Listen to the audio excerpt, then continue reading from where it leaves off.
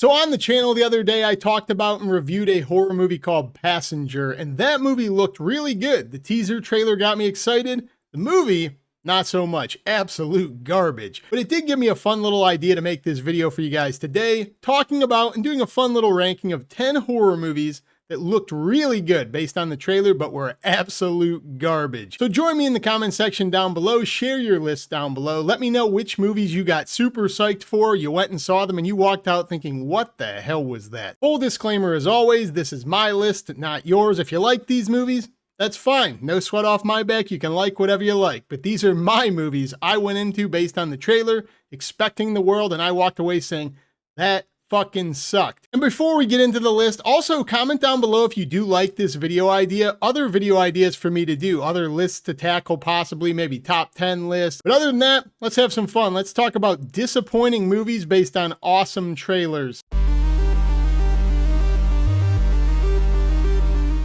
We never go out at night.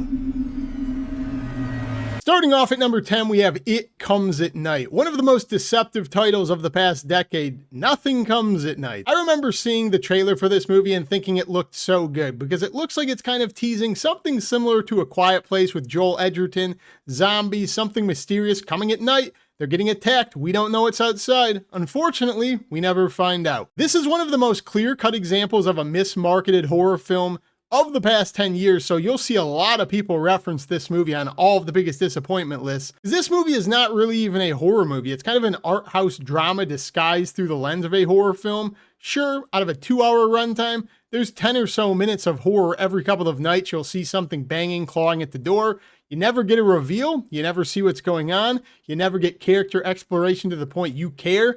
This is one of the most boring, slow horror films disguised as a thriller I have ever seen, so it was guaranteed to make this list.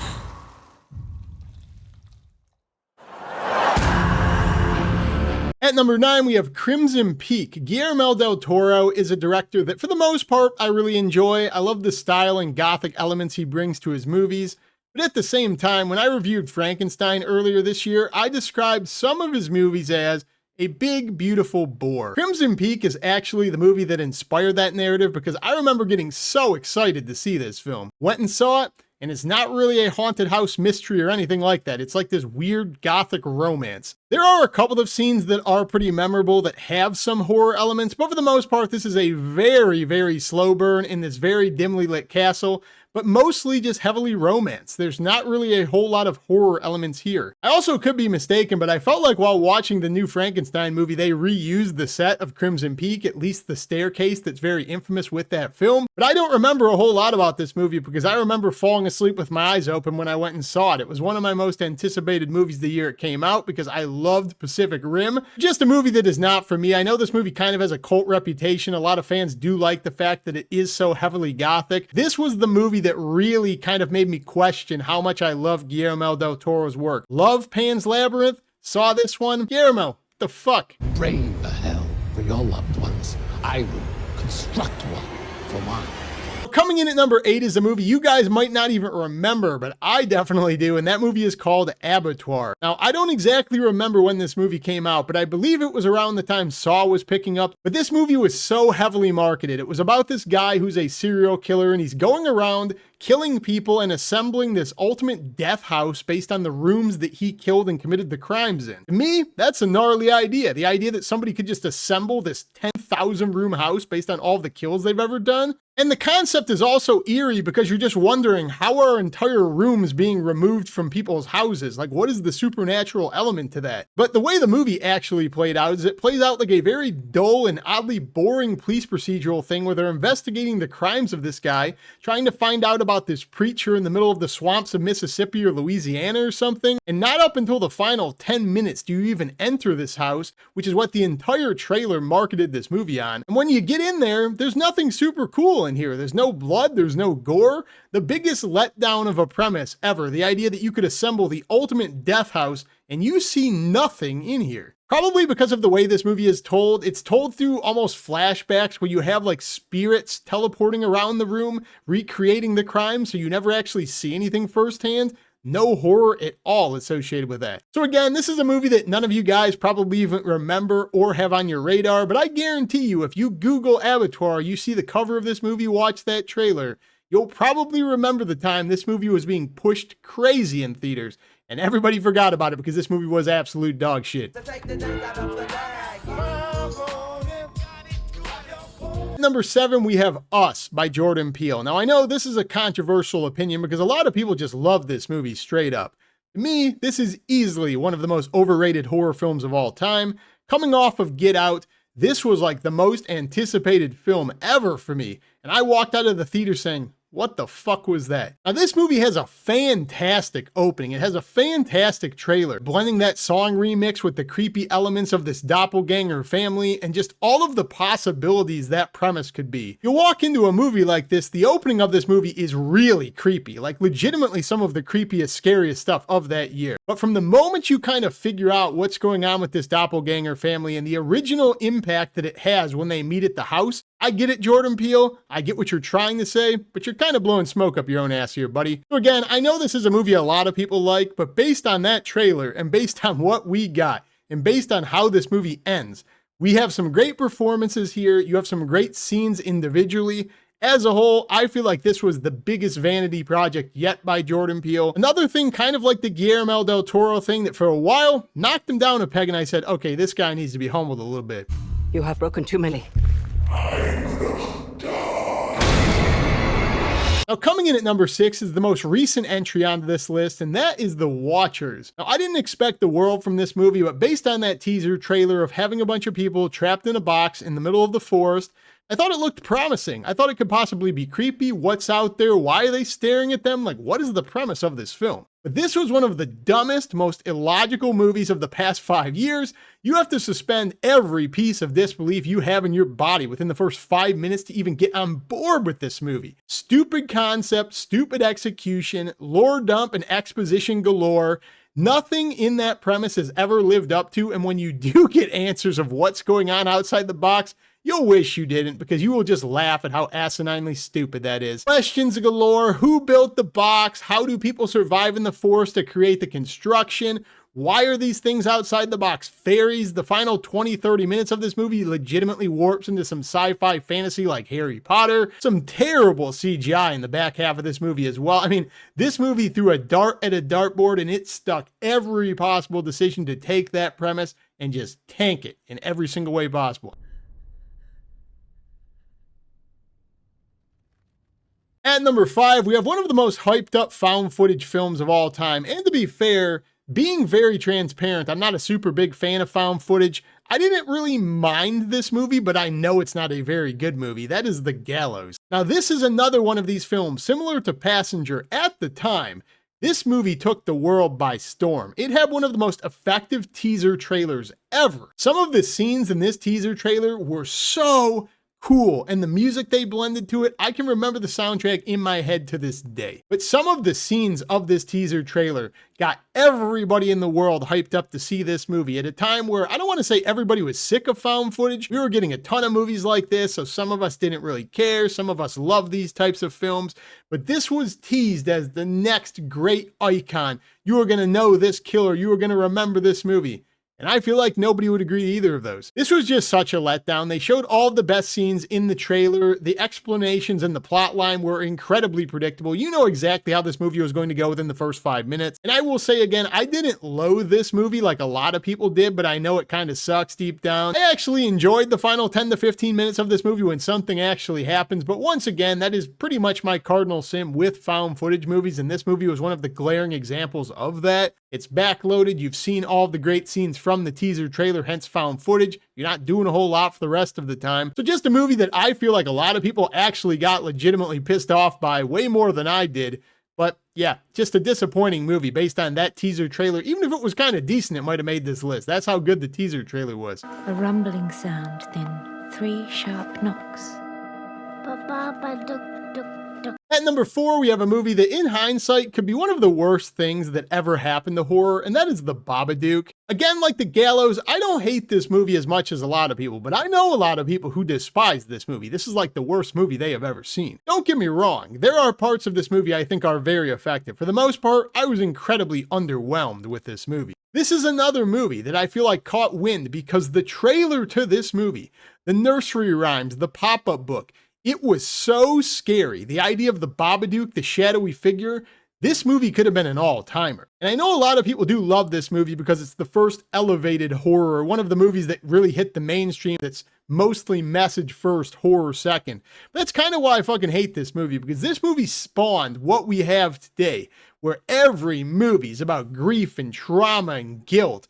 This movie has nothing horror in it, and that is an abomination given how cool the Babadook as a villain could be. And don't even get me started about the kid in this movie, Samuel, I believe his name is. I only remember that because this character is the most fucking obnoxious character in horror history. So just an obnoxious movie in hindsight. I didn't really mind this movie the first time I saw it, but given the fact that people are doing commentary about it being the greatest movie ever related to metaphorical horror, they even talk about it and make memes about it in the Scream 5 opening.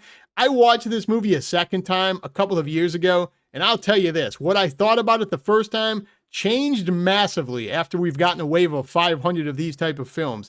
Doesn't feel creative or unique at all anymore. It just feels annoying and burnt out. We've gotten this genre done to death. The Babadook, you did this, and I'm not a fan. Killed my daughter, but tonight I will kill him.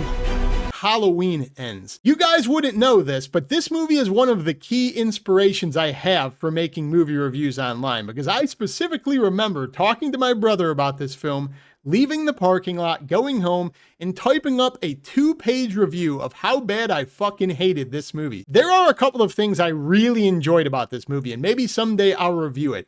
But for what this franchise teased, the finale, the trailer, the expectations, the legacy of Michael Myers, to make Corey fucking Cunningham the villain of this movie and just go off the wall about the exploration of guilt and becoming a villain. It was one of the most asininely, terribly written movies I have ever seen. I will stand by that. I don't care how much defenders defend this thing as being some enlightened masterpiece. It's not. It's a train wreck. But yeah, I wrote a 2-page document about this movie, specific scenes, why it's terrible, what they should have changed, if they wanted to make Corey Cunningham this guy, what they should have done here. I basically rewrote the script of this movie. I hated this movie so bad. Even the way they marketed this trailer, having Michael Myers in his great finale with Jamie Lee Curtis, only to have Mike get his ass beat in the sewer. What are we doing? Again, like a couple other movies on this list, I feel like any bottom 10 list, you gotta be wondering if Halloween Ends scrapes it, because this movie was so bad overall, you could just find ways to insert it into any list you do. This is your emergency broadcast system announcing the commencement of the annual purge. Coming in at number 2 is actually the original Purge. Now, I know a lot of people will say this movie is not really that bad. It's pretty mid. I'd kind of agree with that. But another movie like ones earlier on this list, based on what I wanted out of this movie, based on the way it was marketed, even the poster when I would walk in and out of movie theaters and I'd see that mask and it would say, "One night of the year, anything goes." My mind would start spinning. Oh my God, what could you possibly do? You have the whole night. You could have these crazy killers. You could have all of this stuff going on. This is one of these movies you will be checking your watch the entire runtime, not because it's slow, but because you are starting to panic and say, we are getting way too far into this movie and nothing interesting has happened yet. The killers don't take it seriously. They're dancing and lollygagging throughout the house. Half of the movie is this weird thing about Ethan Hawke sheltering this homeless guy or some guy who's not supposed to be in their house. It doesn't really take the kills, or it doesn't really take any of the violence seriously here. So again, the idea that anything goes here and we just confine ourselves to one guy with a security system, pretty freaking dumb. And then you have one of the dumbest creative choices ever. You have this guy who sells $1 million security systems for the one night of the year we're all going to do the purge. Then a couple of dudes in a mask show up with a Ford truck and just rip the security system off with a chain. And it's like, you paid $1 million for this? So that's the type of movie you're dealing with here. You have to suspend all of your disbelief. It's not scary. They don't utilize the concept to make anything violent or interesting that they tried to do in the future movies. Dumb choice after dumb choice. A story they did not market based based around a family taking care of this guy and racial politics. Nothing they auditioned this movie on is what this movie ended up to be. So I know some people didn't mind this movie. Again, it's a giant ball of potential for what we would eventually get.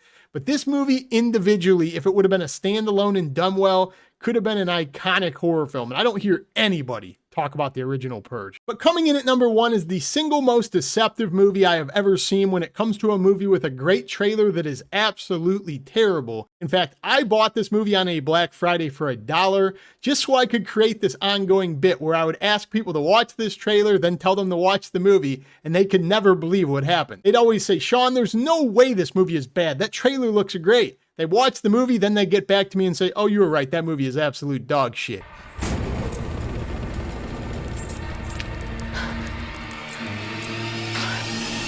The movie is The Snowman, starring Michael Fassbender. Now, you guys might not remember that one as well, but this was another movie that was getting crazy push because of that trailer, and it got Michael Fassbender during the height of his career. He's playing this detective investigating a guy called the Snowman Killer, and I believe J.K. Simmons is in this as well. But you have this guy, he's going around and killing people, he's leaving these very childish, cryptic notes for the cops, he's beheading people, putting snowman's heads on them, and it's very creepy. At least the trailer would sell you on that. But this is one of the most boring, dry detective movies ever. Michael Fassbender, incredibly unlikable. He's just this drunk the entire movie. The movie also makes the odd creative choice of giving away who the killer is within the first 5 minutes. It's one of these movies that shows you both perspectives. It shows Michael Fassbender, then 5 minutes later it shows you another guy, full face and everything, no mask, no costume, walking around with a trench coat, committing the act, so you know everything. So you're left with a very boring, dry, kind of depressing movie following Michael Fassbender around,